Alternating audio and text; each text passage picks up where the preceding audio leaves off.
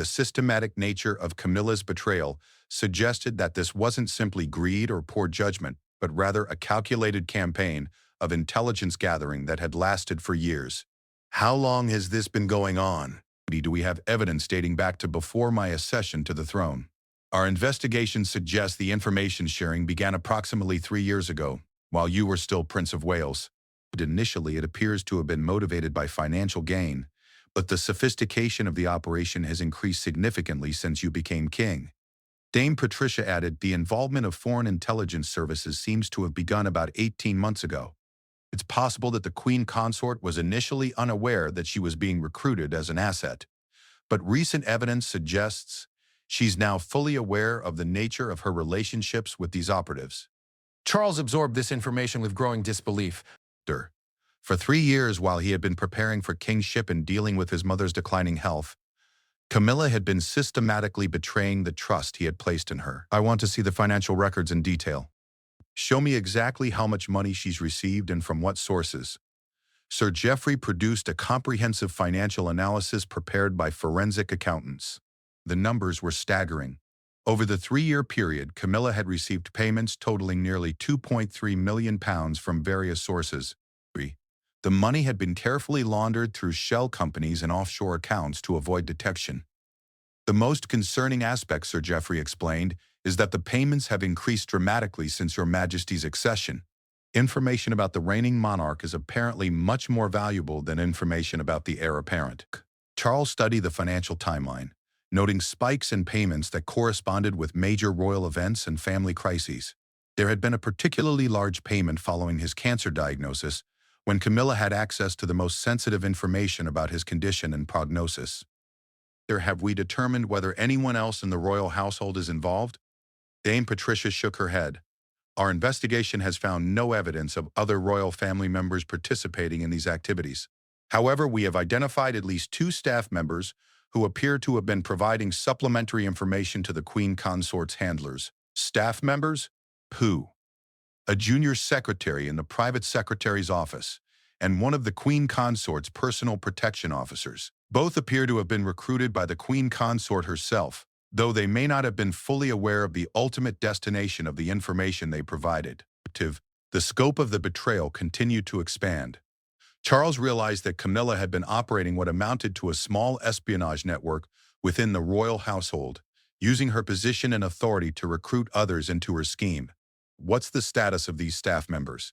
They've been discreetly removed from their positions and are under surveillance. We're still determining whether they were willing participants or unwitting accomplices. Charles stood and walked to a large portrait of his mother that dominated one wall of the conference room. Queen Elizabeth II gazed down at him with a serene confidence that had defined her 70-year reign. He wondered what she would have done in this situation, whether she would have found the strength to take the decisive action that the situation demanded. Your Majesty, Dame Patricia said gently, there's one more aspect of this situation that we need to discuss. Our intelligence suggests that foreign powers are expecting to receive continued information from the Queen Consort. If the flow of intelligence suddenly stops without explanation, it could trigger increased attention and potentially expose our investigation. Are you suggesting that we allow her to continue her activities? Not exactly, sir. But we need to manage this situation carefully to avoid alerting foreign intelligence services that their operation has been compromised. Violation if they become aware that we've discovered their network. They may activate other assets or take actions that could be damaging to British interests. Sir Geoffrey nodded in agreement. The ideal solution would be to gradually reduce the Queen Consort's access to sensitive information while maintaining the appearance of normal operations. This would give us time to identify and neutralize the broader intelligence network while protecting national security. Charles returned to his seat, his mind racing through the implications of what he was hearing. The simple act of confronting his wife about her betrayal had become a complex intelligence operation, with international ramifications. How long would this gradual process take? Our assessment is that we could safely remove the Queen Consort from her position within 4 to 6 weeks, provided we take the right steps to manage the intelligence implications, Dame Patricia replied. And what would those steps involve? We would need to feed carefully crafted disinformation through the existing network to satisfy foreign intelligence services while gradually limiting the Queen Consort's access to genuine secrets. We would also need to begin preparing alternative explanations for her eventual removal from royal duties.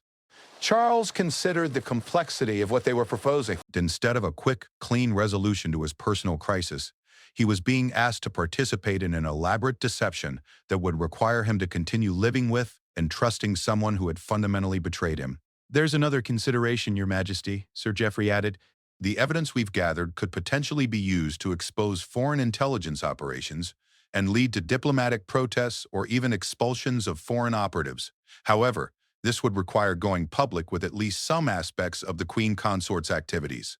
The thought of his wife's betrayal becoming public knowledge was almost as painful as the betrayal itself. Charles had spent decades trying to win public acceptance for Camilla and their marriage. To have that acceptance destroyed by revelations of her treachery would be personally devastating and potentially damaging to the monarchy's reputation.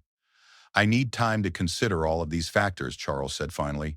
Can you prepare detailed options for how we might proceed, including timelines and risk assessments for each approach? Of course, sir. We'll have comprehensive proposals ready for your review by tomorrow morning. As the meeting concluded, Charles remained alone in the conference room, staring at the evidence of his wife's systematic betrayal. The rain continued to fall outside, and he found himself thinking about the millions of British citizens who trusted him to protect their interests and maintain the integrity of the crown. The woman he had loved for decades had chosen money and foreign agents over loyalty to her husband and country.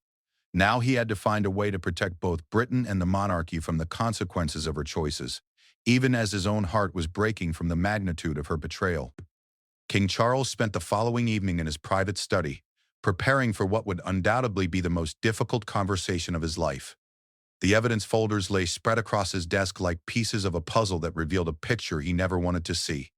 Tomorrow, he would confront Camilla with proof of her betrayal, but tonight he needed to steel himself for what was to come. The grandfather clock in the corner chimed 11 times as Charles heard Camilla's footsteps in the hallway outside his study. She had returned late from what she claimed was a charity dinner, though he now wondered if she had been meeting with her handlers instead. The casual lies and deceptions that he had once overlooked now took on sinister new meanings. Charles? Camilla's voice called softly through the door. Are you still awake, darling? Come in, he replied, his voice carefully neutral despite the storm raging inside him. Camilla entered the study wearing an elegant black evening dress that he had complimented earlier that day, back when he still believed she was the woman he had married. She looked tired but content, the expression of someone who believed her secrets were still safe. How was your evening? He asked, watching her face carefully for any signs of deception. Oh, you know how these charity events are, she said with a dismissive wave. Lots of speeches and not enough actual fundraising. But Lady Morrison was there, and she sends her regards. Camilla settled into the leather armchair across from his desk, apparently not noticing the folders that contained evidence of her crimes. Charles nodded, knowing now that Lady Morrison's charity dinner had ended at 9 o'clock, and that Camilla had spent the additional 2 hours meeting with Marcus Wellington in a private dining room at the Savoy Hotel. MI5 surveillance had captured every moment of their conversation, including her passing him a file containing details about Prince William's upcoming diplomatic mission to Australia. Did you discuss anything interesting, he asked, keeping his tone conversational. Just the usual gossip, really. Nothing that would interest you. Camilla smiled at him with the same warmth that had captivated him decades ago. You look tired, darling. Have you been working too late again? The easy lie rolled off her tongue with practiced smoothness. Charles realized that this was probably how she had been deceiving him for years, hiding her betrayals behind casual conversation and affectionate concern. The woman sitting across from him was a stranger wearing the face of his wife, B. Actually, I wanted to discuss something with you, Charles said, reaching for one of the folders. Something rather serious has come to my attention. Camilla's expression didn't change, but Charles noticed a slight stiffening in her posture. Oh, what's that about? Charles opened the folder and withdrew the photograph of Camilla meeting with Marcus Wellington 3 days earlier. He placed it on the desk where she could see it clearly. I was hoping you could explain this to me. For a moment, Camilla's face went completely blank. Then, with remarkable composure, she leaned forward to examine the photograph more closely. Where on earth did you get this? Does it matter? What matters is that my security team has been following you for several weeks, and they've documented a pattern of meetings with journalists and other individuals that's quite concerning. Camilla sat back in her chair, her mind clearly racing as she tried to assess how much he knew. Charles, I hope you don't think I've done anything improper. I've been meeting with various people about potential charitable projects. Some of them happen to work in media, but that's hardly suspicious. The smoothness of her response confirmed what Charles already suspected. She was an accomplished liar who had been preparing for this moment. Charitable projects that require payments of £50,000 deposited into secret bank accounts? This time, Camilla's composure cracked slightly. A brief flash of fear crossed her face before she regained control. I don't know what you're talking about. Charles opened another folder and withdrew the bank statements. These are records from an account you opened 18 months ago under the name C. Parker Bowles. The same account that has received nearly £900,000 in payments from shell companies connected to various media organizations. Camilla stared at the documents for a long moment before looking back at Charles. He could see her calculating whether denial was still possible or if she needed to shift to a different strategy. Charles, she said finally, her voice taking on a pleading tone. I can explain everything. It's not what it looks like. Then please, explain it to me. Explain why my wife has been receiving massive payments from tabloid newspapers. Explain why she's been photographed meeting with known foreign intelligence operatives. Explain why transcripts of our private conversations have appeared verbatim in newspapers across Europe. The last statement was a bluff. The transcripts hadn't appeared in newspapers yet, but Camilla's reaction told him everything he needed to know. Her face went pale, and her hands began to shake slightly. Foreign intelligence operatives? Charles, that's ridiculous. I would never… Elena Petrov, Charles interrupted. Does that name mean anything to you? Camilla's silence was answer enough. Charles opened another folder and spread out photographs of her various meetings with the Russian agent. These were taken over the past 2 months. Would you like to tell me about your art-collecting friend? The weight of the evidence was overwhelming, and Camilla finally seemed to realize that continued denial was impossible. She slumped back in her chair, her carefully maintained facade beginning to crumble. How long have you known? She asked quietly. Does it matter? What matters is how long you've been betraying our marriage and your country. Camilla looked up at him with tears beginning to form in her eyes. It wasn't supposed to happen like this, Charles. It started so innocently. Selling state secrets for nearly £1 million started innocently? No, you don't understand. At first, it was just harmless gossip. Marcus approached me at a social function and said he was interested in positive coverage of the royal family. He suggested that if I could provide some behind-the-scenes insights, he could ensure more favorable reporting. Charles listened with growing disgust as Camilla explained how she had been gradually recruited into what was essentially an espionage operation. The journalists had started with requests for harmless information about royal social events and charitable activities, but as she had proven willing to cooperate, their requests had become increasingly sensitive. When did the money start? Charles asked. About 2 years ago. Marcus said it was payment for my time and insights. At first, it was just a few £1,000s here and there. I told myself it was compensation for helping improve the royal family's public image. And when did you start sharing information about our private conversations? Camilla was crying openly now, but Charles felt no sympathy for her tears. I never intended for it to go that far, but they kept asking for more specific information, and the payments kept getting larger. When you became king, they said the information was even more valuable. You sold details about my cancer treatment to foreign agents, Camilla. You put a price on my mortality and our most intimate moments together. I didn't know they were foreign agents, she protested. Elena presented herself as an art collector. I thought I was just having social conversations with new friends. But you knew you were being paid for information. You knew you were betraying my trust and violating your oath as queen consort. Camilla covered her face with her hands, her shoulders shaking with sobs. I'm so sorry, Charles. I know how this must look, but I never meant for it to become what it did. I got in too deep, and I didn't know how to stop. Charles studied his wife's breakdown with a mixture of sadness and revulsion. This was the woman he had waited decades to marry, the person he had defended against public criticism and elevated to the highest position in the land. Her tears might be genuine, but they couldn't undo years of systematic betrayal. Did you ever think about what this could do to the monarchy? Did you ever think about what this could do to the monarchy? To the country? To me personally? Of course I did. I lay awake at night worrying about it. But they made it clear that if I tried to stop cooperating, they would expose everything I had already done. I was trapped. You were greedy, Charles corrected. And now you've compromised national security and destroyed our marriage in the process. Camilla looked up at him through her tears. Charles, please. I know I've made terrible mistakes, but I love you. I never wanted to hurt you. If you loved me, you wouldn't have sold information about my health to foreign governments. If you loved me, you wouldn't have turned our private conversations into commodities for tabloid consumption. Charles stood and walked to the window, needing distance from her tears and pleas. Outside, London continued its nightly rhythm, unaware that the king was confronting the greatest crisis of his reign in his private study. What happens now? Camilla asked quietly. Charles turned back to face her. Now you face the consequences of your choices. The government lawyers are reviewing options for criminal charges, including violations of the Official Secrets Act and potentially treason. Camilla gasped. Treason? Charles, surely you don't think. I think you've been passing state secrets to foreign intelligence services for nearly 2 years. What would you call that? I can fix this, Camilla said desperately. I can stop meeting with them. I can return the money. Whatever you need me to do. It's too late for that. The damage is already done. Foreign governments have information about British state secrets that they obtained through you. That can't be undone. Charles returned to his desk and gathered up the evidence folders.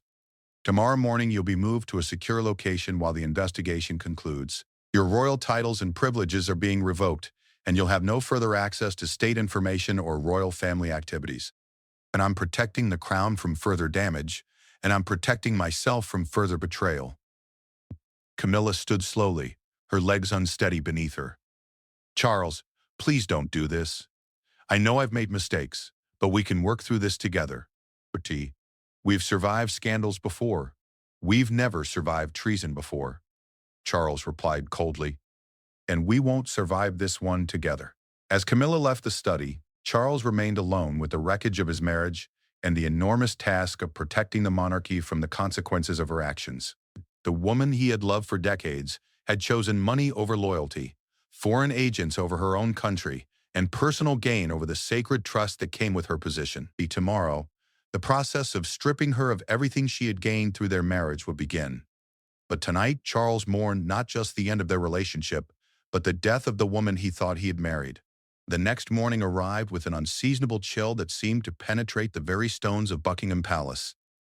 King Charles sat in the same conference room where he had learned the full extent of Camilla's betrayal, but now the space was filled with the country's most senior legal and security officials. The Attorney General, the Director of Public Prosecutions, the Home Secretary, and the heads of MI5 and MI6 had gathered to determine how to handle what had become the most serious security breach in modern royal history. Sir Geoffrey Hampton opened the proceedings with a gravity that befitted the unprecedented situation. Your Majesty, we have reviewed all available evidence and consulted with constitutional experts throughout the night. The legal position is clear. The Queen Consort has committed serious criminal offenses that threaten national security. However, the constitutional implications of prosecution are extraordinary. Charles nodded grimly, explained the criminal charges we're considering. Dame Patricia Morris, the MI5 director, consulted her briefing papers. Based on the evidence, we have grounds for charges under the Official Secrets Act 1989, specifically unauthorized disclosure of information damaging to national security. We also have evidence supporting charges of conspiracy to commit espionage and receiving payments from foreign powers without proper declaration. The most serious consideration, added Sir Geoffrey, is whether the evidence supports a charge of treason. The Treason Act 1351 defines treason as adhering to the sovereign's enemies or giving them aid and comfort. The Queen Consort's actions in providing classified information to foreign intelligence services could arguably fall under this definition. Charles felt the weight of history pressing down on him. Not since the medieval period had a member of the royal family faced charges of such magnitude. What would a treason conviction mean? Under current law, the maximum sentence would be life imprisonment. However, Your Majesty, we must consider whether proceeding with criminal charges serves the national interest. The Home Secretary, Margaret Thornberry, leaned forward. Sir, we've modeled various scenarios for how criminal proceedings might unfold. A public trial would inevitably expose intelligence methods and state secrets that are crucial to ongoing national security operations. The damage to our intelligence capabilities could be severe and long-lasting. Charles absorbed this sobering assessment. The very evidence needed to convict Camilla could compromise Britain's ability to protect itself from future threats. What about a closed court proceeding? We've considered that option, replied the Director of Public Prosecutions. But even a closed trial would require disclosure of sensitive information to defense counsel and could set precedents that might complicate future security cases. Additionally, the constitutional questions raised by the monarch prosecuting his own consort could create legal challenges that might ultimately undermine the crown's authority. Dame Patricia opened another folder. Your Majesty, there's also the international dimension to consider. Our intelligence partners have expressed serious concerns about their continued cooperation if details of this case become public. The compromise of royal family intelligence has implications for the Five Eyes Alliance and our bilateral security relationships. The Five Eyes Alliance, the intelligence partnership between Britain, the United States, Canada, Australia, and New Zealand represented one of Britain's most crucial security assets. The thought that Camilla's betrayal could damage these relationships added another layer of complexity to an already impossible situation. Have we assessed the full scope of intelligence damage, Charles asked. We're still cataloging the complete impact, Dame Patricia replied. But preliminary assessments suggest that foreign intelligence services have gained insights into British strategic thinking, royal family dynamics that could be exploited for diplomatic pressure, and personal information about Your Majesty that could be used for psychological operations or blackmail attempts. Charles stood and walked to the tall windows overlooking the palace gardens. In the distance, he could see tourists gathering at the gates, unaware that their monarch was grappling with the greatest crisis of his reign. These people trusted him to protect the crown and the country, but the person who had posed the greatest threat to both had been sharing his bed for years. Sir, the Attorney General continued, we've also discovered additional evidence that complicates the situation further. Our investigation has revealed that the Queen Consort was not operating entirely independently. We have evidence suggesting that at least two other individuals within the royal household were providing information, possibly at her direction. Who? James Hartwell, a junior secretary in the private secretary's office, and Sarah Mitchell, one of the Queen Consort's personal protection officers. Both appear to have been recruited by the Queen Consort over the past 18 months. Charles felt his anger flare. Not only had Camilla betrayed him personally, but she had also corrupted other members of the royal household, turning them into unwitting accomplices in her espionage activities. Are they facing charges as well?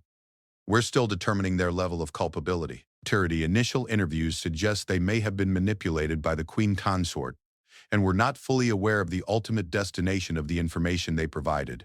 However, both violated their security clearances and their oaths of service.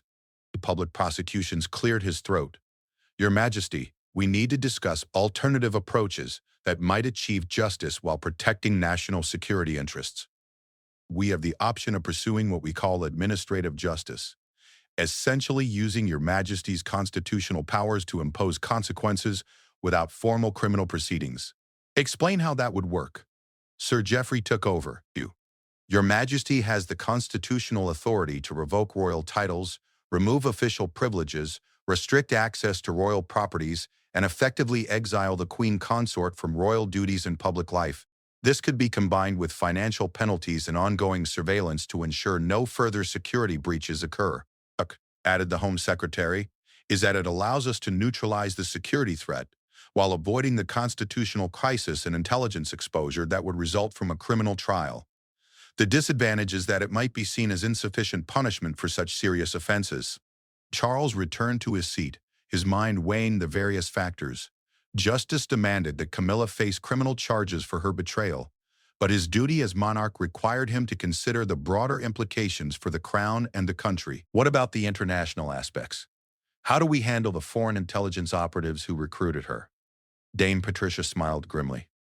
We're already taking action on that front, sir. 3 Russian intelligence officers, including Elena Petrov, are being declared persona non grata and expelled from the country. We're also providing information to our allies about the broader network, which should disrupt their operations across Europe. The tabloid journalists involved are more complicated, added the director of public prosecutions. While their actions were unethical and potentially criminal, proving that they knowingly participated in espionage would be difficult. We're exploring options for charges related to bribery and corruption, but these would likely result in relatively minor penalties. Charles considered the scope of the conspiracy that had targeted his family. Foreign intelligence services, corrupt journalists, and his own wife had all participated in a systematic campaign to exploit the monarchy for intelligence purposes.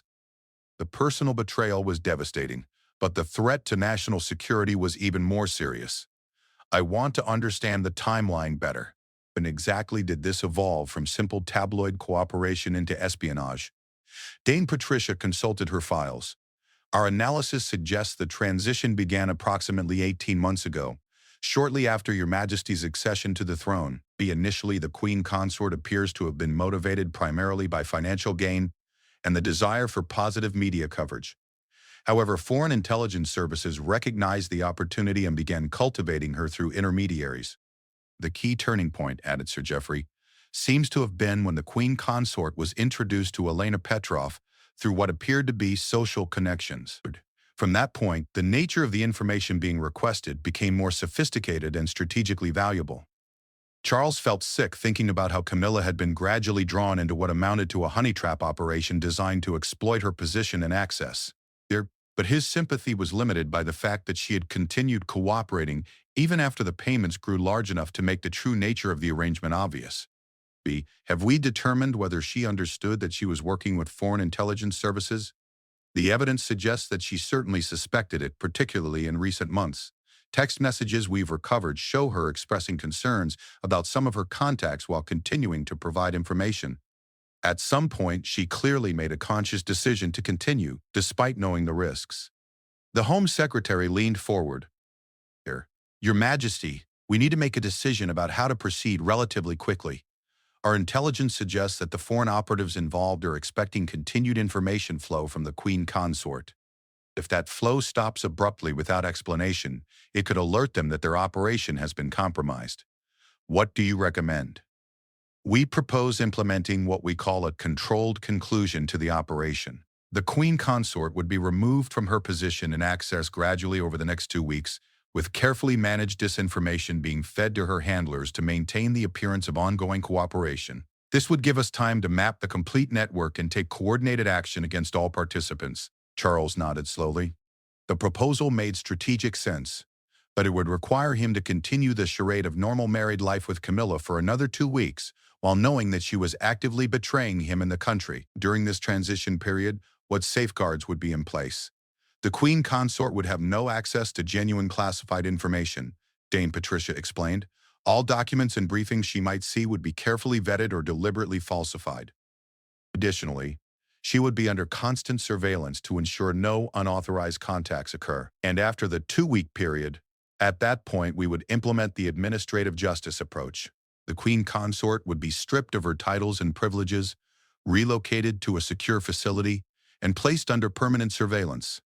The public explanation would be a voluntary withdrawal from royal duties due to health concerns. Charles looked around the room at the faces of Britain's most senior security and legal officials.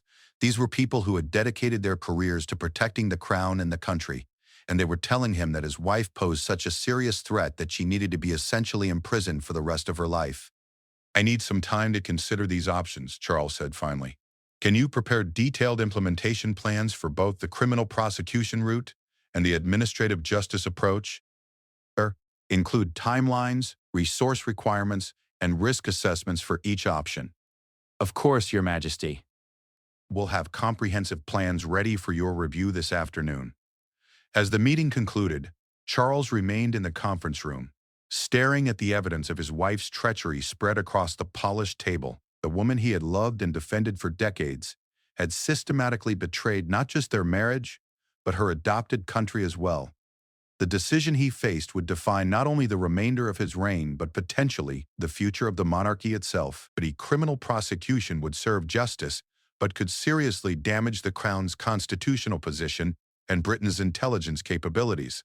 Administrative action would protect these broader interests, but might appear to place the royal family above the law.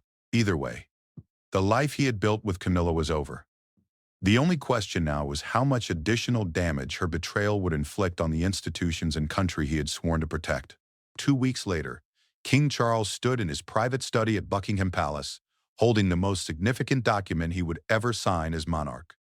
The formal decree stripping Camilla of all royal titles, privileges, and positions lay before him, its official seals and legal language marking the end of their marriage and her role in the British monarchy. The past 14 days had been a carefully orchestrated performance designed to maintain the illusion of normalcy while the intelligence services dismantled the espionage network that had centered around his wife.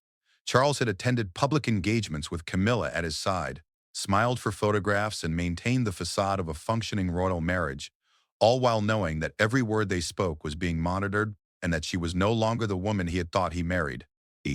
During this period, MI5 had fed carefully crafted disinformation through Camilla to her foreign handlers. Information designed to mislead foreign intelligence services while protecting genuine state secrets. Impressive. The operation had been successful beyond expectations, leading to the identification and neutralization of a broader espionage network that had been operating throughout Europe. Sir Clive Alderton entered the study carrying the afternoon's final briefing papers. Your Majesty, the Attorney General and the Home Secretary are ready to proceed with the implementation as soon as you sign the decree. Charles looked up from the document. And Camilla's current status?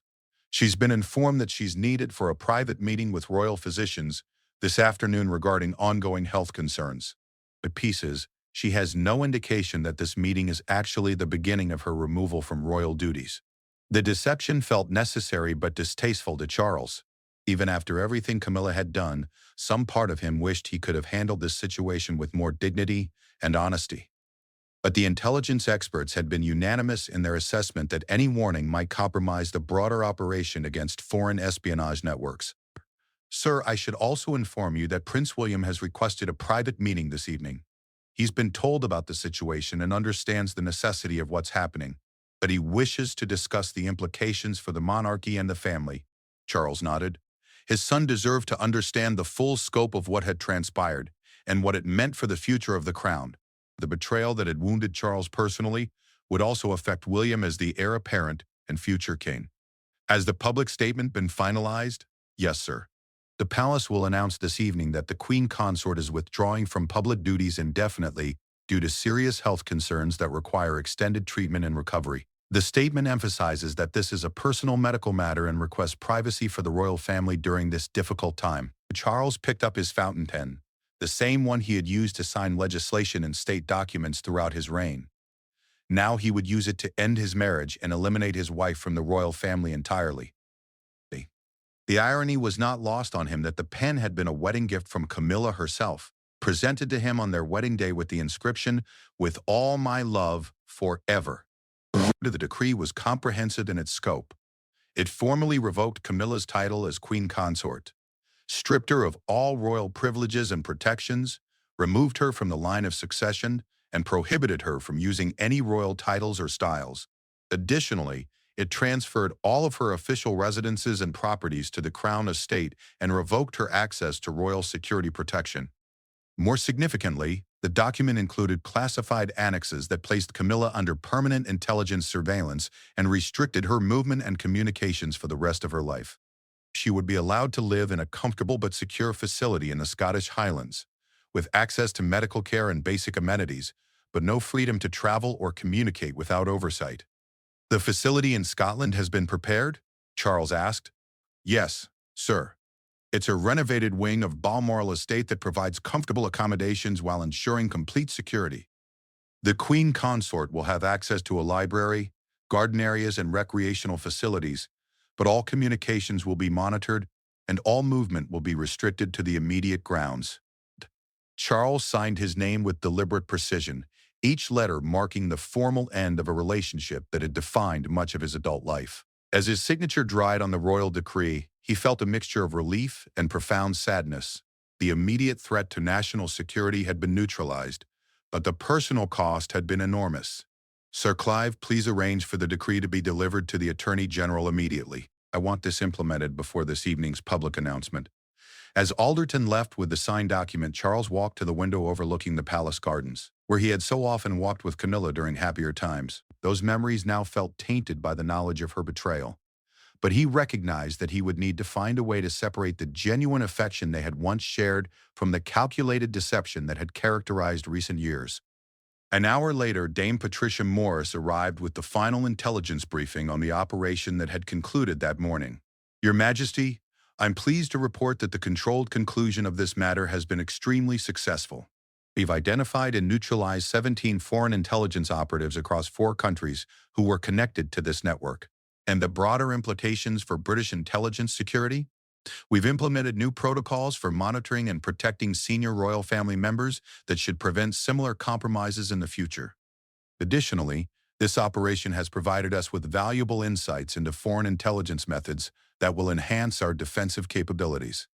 Charles reviewed the final summary of what his wife's betrayal had cost Britain. Beyond the immediate intelligence losses, the operation had required hundreds of hours of investigative work, international diplomatic complications, and the implementation of expensive new security measures.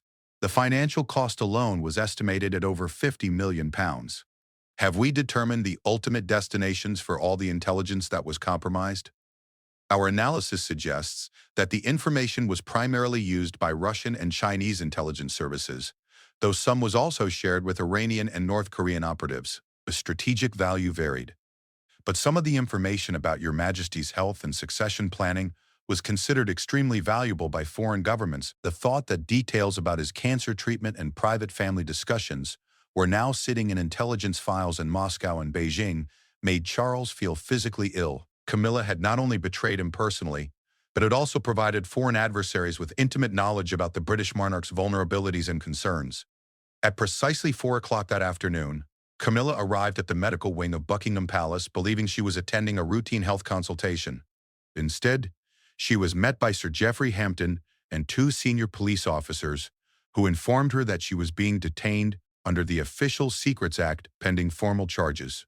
Charles did not witness this moment, but he was informed by telephone that Camilla had initially expressed shock and disbelief before breaking down completely when presented with the signed decree stripping her of her royal status.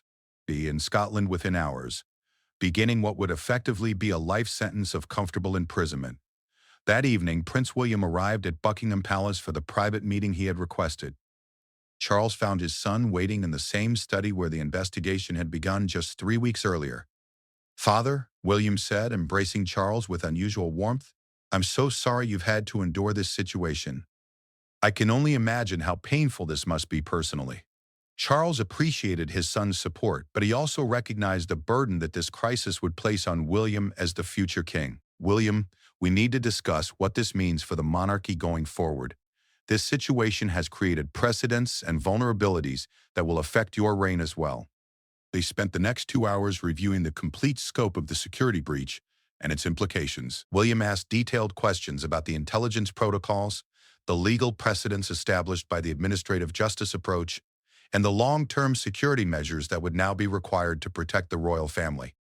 "The most important lesson," Charles told his son, "is that the greatest threats to the monarchy may not come from external enemies, but from those closest to us who abuse the trust we place in them."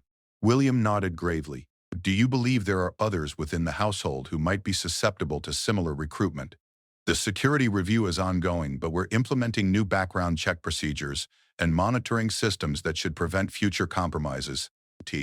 However, we must also recognize that complete security may be incompatible with the personal relationships that make life bearable." As their meeting concluded, Charles felt a deep sense of gratitude for his son's maturity and understanding. The crisis that had nearly destroyed Charles personally had also demonstrated the strength and continuity of the monarchy itself. William was ready to face whatever challenges his own future reign might bring. The following morning, newspapers across Britain carried the official announcement of Camilla's withdrawal from public duties due to health concerns. The carefully crafted statement generated sympathy and respect for the royal family's privacy during a difficult time. With no hint of the true reasons for her disappearance from public life, he praised King Charles for his dignity in handling his wife's health crisis and respected the family's request for privacy. Royal correspondents noted that Camilla had never appeared seriously ill in recent public appearances, but attributed this to the royal family's skill in maintaining public duties despite private struggles. Behind the golden gates of Buckingham Palace, where centuries of royal tradition have shaped the destiny of nations, a betrayal so profound was unfolding that it would shake the very foundations of the British monarchy. King Charles III, a man who had waited over 7 decades to wear the crown, was about to make the most devastating decision of his reign. The woman he had fought to marry, defended against public criticism, and elevated to queen consort had committed an act of treachery that would cost her everything. This is not a fairy tale of royal romance. This is the true story of power, betrayal, and the moment when love was not enough to save a marriage that had already survived decades of scandal. What Camilla did in the shadows of royal duty would force Charles to choose between his heart and his crown, between personal loyalty and the survival of the institution he was born to protect. The documents were ready. The lawyers had been consulted. The royal household was prepared for the storm that would follow. But nothing could prepare the world for the moment when King Charles would strip his wife of her royal privileges, effectively erasing her from the line of succession and royal duties forever. This is that story. In the morning of October 15, 2024, began like any other Tuesday at Clarence House. King Charles III sat in his private study surrounded by the mahogany bookshelves that had witnessed decades of his life as Prince of Wales. The autumn sunlight filtered through the tall windows, casting long shadows across the Persian carpet that had belonged to his grandmother, the Queen Mother. He was reviewing the day's agenda when his private secretary, Sir Clive Alderton, knocked on the door with an urgency that immediately caught the king's attention. "Your Majesty," Alderton said, his usually composed demeanor showing cracks of concern, "we have a situation that requires your immediate attention." As he began the process of rebuilding his life and reign without Camilla, King Charles understood that he was now truly alone in bearing the weight of the crown. But he was also free from the devastating betrayal that had shadowed his reign since its beginning. The future remained uncertain, but at least it would be honest. Charles looked up from his papers, noting the pale complexion of his most trusted advisor. In all their years of working together, he had rarely seen Alderton this visibly shaken. "Hey, what is it, Clive?" Alderton closed the door behind him and approached the desk with careful steps. He carried a manila folder that seemed to weigh more than its contents should allow. "Sir, our security team has discovered some concerning activities involving the Queen Consort. I'm afraid the matter is quite serious." The words hung in the air like a death sentence. Charles felt his heart skip a beat, though his face remained composed through years of royal training. "Concerning activities? What exactly are we talking about?" Alderton placed the folder on the desk with trembling hands. "Your Majesty, it appears that Her Majesty has been conducting secret meetings with representatives from several tabloid newspapers. Our intelligence suggests she has been providing them with private information about the royal family, including details about your health, private conversations with Prince William, and sensitive matters regarding the crown's finances." Charles stared at the folder as if it contained a venomous snake. The room seemed to grow colder, despite the fire crackling in the ornate fireplace. "Are you certain of this information?" "I'm afraid so, sir. The evidence is quite substantial. We have photographs, recorded conversations, and financial transactions that paint a very clear picture." Alderton's voice was barely above a whisper. "The Queen Consort appears to have been receiving substantial payments for this information over the past 6 months." The king's hands remained steady as he opened the folder, but inside, his world was crumbling. The first photograph showed Camilla sitting in a discreet corner of a London restaurant, deep in conversation with Marcus Wellington, the notorious editor of Britain's most aggressive tabloid newspaper, the Daily Mirror. The timestamp showed the meeting had taken place just 3 days ago, while Charles had been attending a state function in Scotland. As he turned through the pages, more evidence emerged. Bank statements showed deposits of £50,000 into a private account that Camilla had kept secret from him. Transcripts of recorded conversations revealed her discussing intimate details of their marriage, including his concerns about Prince Harry's relationship with the family and his private thoughts about the future of the monarchy. One particular transcript made Charles's blood run cold. It was dated just 2 weeks ago, and Camilla's voice was clearly identifiable. "Charles is more fragile than people realize. The cancer treatment took more out of him than he admits publicly. Ear paid. Sometimes I wonder if he has the strength to see this through. The doctors are concerned about his stress levels, especially with all the family drama." Charles set the papers down and walked to the window, his reflection staring back at him from the glass. Behind him, Alderton waited in respectful silence. The king's mind raced through the implications of what he had just learned. This wasn't just a betrayal of their marriage. It was a threat to the very stability of the monarchy. "How long have you known about this?" Charles asked, his voice steady despite the storm raging inside him. "Our security team became suspicious 3 weeks ago when several very private details about the royal family appeared in the tabloids with unusual accuracy. The disinvestigation and confirmed our suspicions yesterday evening. I wanted to present you with irrefutable evidence before bringing this to your attention." Charles turned back to face his secretary. "Who else knows about this?" "Only myself, the head of security, and 2 trusted members of our intelligence team. We felt it was crucial to keep this information contained until you could decide how to proceed." The king nodded slowly, his mind already shifting into the calculated thinking that had been drilled into him since childhood. Personal feelings had to be set aside. The crown came first. "Has anyone attempted to verify whether she's aware that we know?" "No, sir. We've maintained normal protocols to avoid arousing any suspicion. The Queen Consort has no indication that her activities have been discovered." Charles walked back to his desk and examined more of the evidence. There were text messages between Camilla and various journalists discussing upcoming royal events and family dynamics. One message from Camilla read, "The king is planning to make significant changes to the line of succession after Christmas. He's quite concerned about public opinion regarding certain family members." Another message, sent just days after a private family dinner, revealed William and Charles had a heated argument about Harry. Charles wants to reconcile, but William is absolutely against any reconciliation. The tension is affecting Charles's health. As Charles read through the evidence, patterns began to emerge. Camilla had been systematically collecting and selling information about the most private aspects of royal life.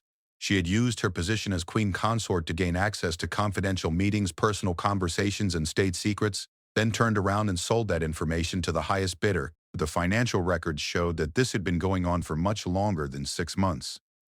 Bank statements revealed a pattern of payments dating back nearly 2 years, totaling over £800,000.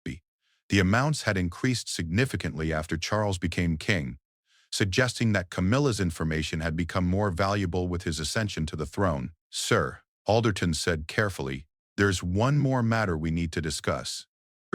Our investigation revealed that the Queen Consort has also been sharing information about your medical treatments and private consultations with royal physicians. Some of this information has already appeared in foreign newspapers, though it hasn't yet reached the British press." Charles felt a surge of anger that he fought to control. The violation of his medical privacy was perhaps the most personal betrayal of all. During his cancer treatment, he had confided in Camilla about his fears, his pain, and his concerns about mortality. To learn that she had turned those intimate moments into commodity for tabloid consumption was almost unbearable. "What specific medical information has been compromised?" Alderton consulted his notes with obvious reluctance. "Details about your treatment schedule, the specific type of cancer, your prognosis, and conversations about succession planning during your illness. There's also information about your private meetings with mental health professionals during the treatment period." The king closed his eyes, remembering those dark months when he had felt most vulnerable. Camilla had been his constant companion during treatments, holding his hand during chemotherapy sessions and reassuring him during moments of despair. To discover that she had been mentally cataloging those experiences for future profit was devastating. "Have we identified all the recipients of this information?" "We believe so, sir. The primary recipients appear to be the Daily Mirror, The Sun, and several European publications. We also have evidence of communications with American tabloids, though we're still investigating the extent of that relationship." Charles returned to the folder and found photographs of Camilla meeting with different journalists in various locations around London. Each meeting was carefully documented with dates, times, and locations. The pattern showed a level of sophistication that suggested this wasn't impulsive behavior, but rather a calculated campaign of information selling. One photograph particularly caught his attention. It showed Camilla handing over what appeared to be documents to a journalist outside a discreet hotel in Mayfair. The timestamp indicated this meeting had taken place on the same day that Charles had shared with her his concerns about Prince William's stress levels and the impact of royal duties on his family. Clive, I need you to arrange a meeting with the Attorney General and the head of MI5 immediately. This matter extends beyond personal betrayal. It's a national security issue. Of course, sir. Shall I also contact the palace press office to prepare for potential media fallout? Charles considered this carefully. Not yet. I want to understand the full scope of this situation before we take any public action. How confident are we that this investigation hasn't been detected? Very confident, sir. We used external security consultants for the surveillance and financial investigation to avoid any potential leaks from within the palace staff. King walked to his private safe and retrieved a red leather notebook that contained his most confidential thoughts and observations. He had kept this journal throughout his adult life, recording his private reflections on royal duty, family relationships, and personal struggles. The thought that even this sacred space might have been violated by Camilla's betrayal made him feel sick.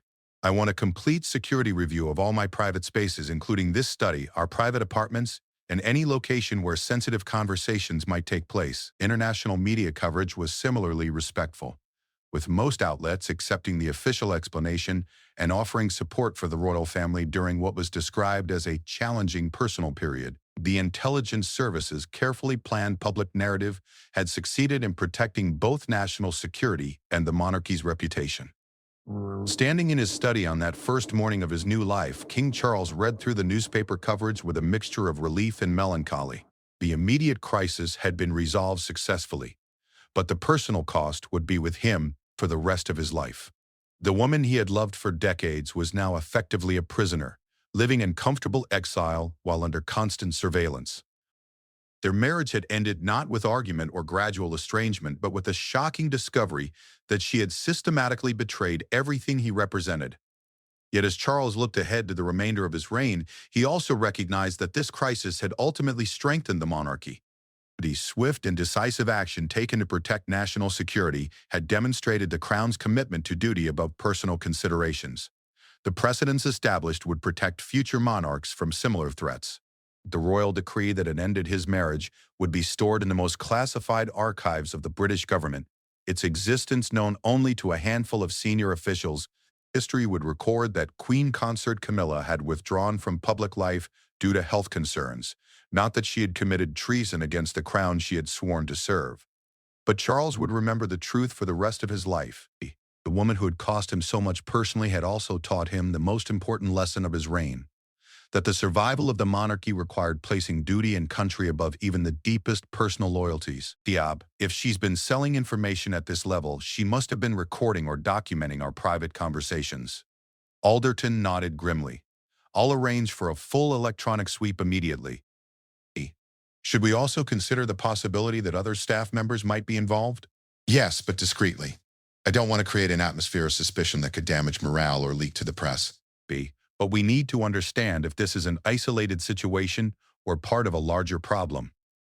Charles sat back down at his desk and stared at the evidence before him. The magnitude of the betrayal was still sinking in. This wasn't just about money or tabloid gossip. Camilla had fundamentally violated the trust that formed the foundation of both their marriage and the monarchy itself.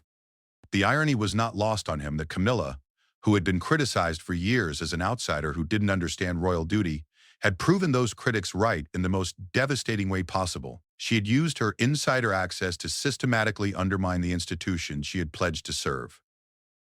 Sir, there's one more aspect we need to discuss, Alderton said hesitantly. Our legal team has reviewed the evidence, and they believe we have grounds for criminal charges related to the breach of official secrets and potentially fraud. However, prosecuting the Queen Consort would create unprecedented constitutional issues. Charles nodded slowly. He understood the implications. Charging his wife with crimes would create a constitutional crisis that could damage the monarchy for generations. But allowing this behavior to continue unchecked would be equally destructive. What are our options regarding her official status and privileges? The legal team is researching precedents, but it appears that Your Majesty has significant authority to modify or revoke the titles and privileges associated with the Queen Consort position. This could be done through executive action without requiring parliamentary approval. Charles looked out the window again, watching the autumn leaves fall in the garden where he and Camilla had walked together countless times, discussing their hopes for his reign and their life together. Those conversations now took on a sinister new meaning. Had she been planning even then to profit from his confidences? The weight of the decision before him was enormous. He could try to handle this privately, perhaps through divorce and a quiet withdrawal from public life for Camilla. Or he could take decisive action that would send a clear message about the consequences of betraying royal trust. I want to review all the evidence personally before making any decisions. Constitutional lawyers tomorrow morning. And Clive? Yes, sir. This information stays between us until I decide how to proceed. Be Paris to be informed at this time. As Alderton left the room, Charles remained alone with the damning evidence of his wife's betrayal. The man who had waited longer than any heir in British history to become king now faced the most difficult decision of his reign. The woman he had loved for decades had chosen money and media attention over loyalty to him and the crown. Outside his window, life continued as normal for the millions of British citizens who trusted him to protect the monarchy and uphold the values it represented. They had no idea that their king was discovering the depth of betrayal from the person closest to him. Charles picked up one of the transcripts again, reading Camilla's words about his health and vulnerability. The clinical detachment in her voice as she discussed his private struggles was perhaps the most painful aspect of the entire situation. This wasn't the woman he had fallen in love with all those years ago. The decision that lay ahead would define not just his reign but potentially the future of the British monarchy itself. The next morning brought a gray, drizzling rain to London that seemed to mirror King Charles's mood as he prepared for what would be the most difficult day of his reign. Participants. He had slept little, spending most of the night reviewing the evidence against Camilla and trying to reconcile the woman he thought he knew with the calculating figure revealed in the investigation files. At precisely 9 o'clock, Charles met with Sir Geoffrey Hampton, the Attorney General, and Dame Patricia Morris, the head of MI5, in the secure conference room deep within Buckingham Palace. The room, swept for electronic surveillance just hours earlier, felt more like a bunker than a royal meeting space. "Your Majesty," Sir Geoffrey began, his weathered face grave with concern. "We've spent the night reviewing the evidence your security team has gathered. I must tell you that the implications extend far beyond personal betrayal. The Queen Consort appears to have compromised state secrets and potentially violated the Official Secrets Act on multiple occasions." Dame Patricia opened her briefcase and withdrew a thick folder. "Sir, our preliminary analysis suggests that the information leaked by Her Majesty has already been used by foreign intelligence services. We've identified communications between tabloid journalists and known intelligence operatives from at least 3 different countries." Charles felt his stomach tighten. "Are you telling me that Camilla's actions have compromised national security?" "I'm afraid so, sir. The information she shared about your health, your private meetings with government ministers, and internal family discussions has created significant intelligence vulnerabilities. Foreign powers now have insights into the monarchy's private dynamics and your personal vulnerabilities that they can exploit." Sir Geoffrey leaned forward, his expression serious. "Your Majesty, we've also discovered evidence that suggests the Queen Consort was being actively cultivated by journalists who have connections to foreign intelligence services. This may not have started as a deliberate act of espionage, but it has certainly evolved into one." The king absorbed this information with growing horror. What had begun as his wife's greed and betrayal had potentially evolved into something approaching treason. "Show me the evidence."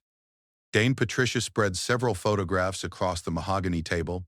They showed Camilla meeting with Marcus Wellington, the tabloid editor, but also with other individuals who had been identified as intelligence operatives. One photograph showed her having dinner with a woman identified as Elena Petrov, a Russian national with known connections to the FSB. "When was this photograph taken?" Charles asked, pointing to the image of Camilla with the suspected Russian agent. 3 weeks ago, sir. Our surveillance indicates that Miss Petrov approached the Queen Consort initially through social connections, presenting herself as a wealthy art collector interested in royal patronage. However, our intelligence suggests she was specifically tasked with developing this relationship. Sir Charles studied the photograph more closely. Camilla appeared relaxed and animated in the image, clearly enjoying the conversation with someone she presumably believed was simply a wealthy socialite. The thought that his wife had been so easily manipulated by foreign intelligence was deeply troubling. What specific information did she share with this individual? Dame Patricia consulted her notes. According to our surveillance, the Queen Consort discussed your private views on the conflict in Ukraine, your assessment of various world leaders, and your concerns about the stability of the Commonwealth. She also shared details about upcoming diplomatic initiatives that hadn't been made public. The betrayal seemed to deepen with every revelation.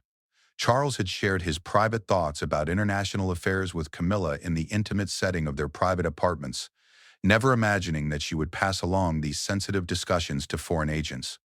Sir Geoffrey cleared his throat. Your Majesty, we need to discuss the legal implications of this situation. The evidence suggests that the Queen Consort could be charged with violations of the Official Secrets Act, conspiracy to commit espionage, and potentially treason. However, prosecuting her would create an unprecedented constitutional crisis. Document. Explain the constitutional issues, Charles said, his voice steady despite the turmoil in his mind. Sir, the Queen Consort enjoys certain legal immunities as part of the royal family.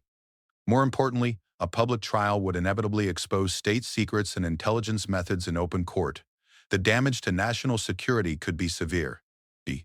Additionally, the political implications of the monarch prosecuting his own wife could destabilize the government and potentially the monarchy itself. Charles walked to the window, looking out at the tourists gathering outside the palace gates. These people trusted him to protect British interests and maintain the stability of the crown. The irony that the greatest threat to both was sleeping in his own bed was almost unbearable. What alternatives do we have? Dame Patricia and Sir Geoffrey exchanged glances before the Attorney General spoke. Your Majesty has the authority to strip the Queen Consort of her titles, privileges, and access to state information through executive action.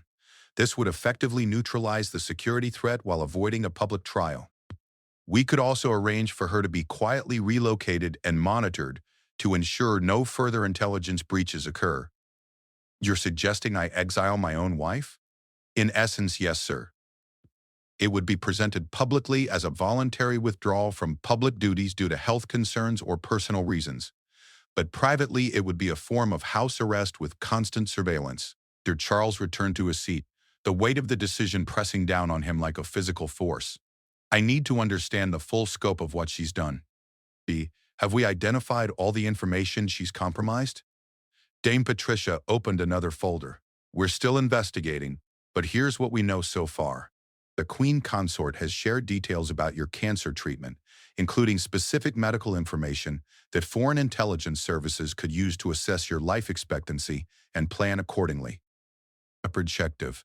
She's disclosed private conversations with Prince William about succession planning, potentially affecting the stability of the monarchy's future. The list continued to grow longer and more devastating. Camilla had shared information about security protocols, the locations of safe houses used by the royal family during emergencies, and even details about the personal lives of other royal family members that could be used for blackmail or manipulation. She also provided information about your private financial holdings and investments, sir. Sir Geoffrey added.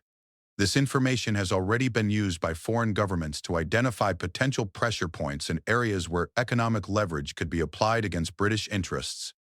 Charles felt a surge of anger that he struggled to contain. King Charles signs documents to withdraw Camilla's privileges after betrayal.